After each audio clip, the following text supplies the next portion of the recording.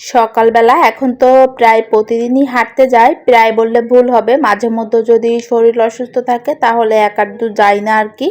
তাছাড়া প্রতিদিন হাঁটতে যাই। তা হাঁটতে যাওয়ার পথে এখানে যে এই ফুলটা পেয়ে গেলাম, তাই নিয়ে নিয়েছিলাম।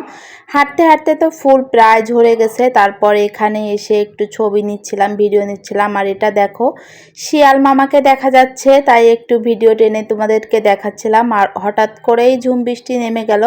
আর এখন দাঁড়িয়েছিলাম, এই যে দেখো একটা একচালার মতন দেয়া আছে, এখানে অনেকেই এখন দাঁড়িয়ে আছে।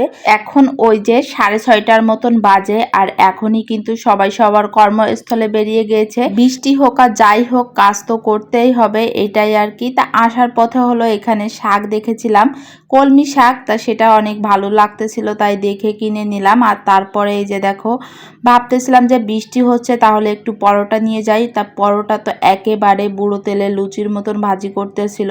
তারপরেও ভাবতেছিলাম যেহেতু বৃষ্টি হচ্ছে আর অনেকটাই ভিজে গেছি, এই কারণে পরোটা নিয়ে গেলে বাসায় গিয়ে স্নান করে খেতে পারবো, সেইটা ভেবেই হলো নিয়ে আসলাম।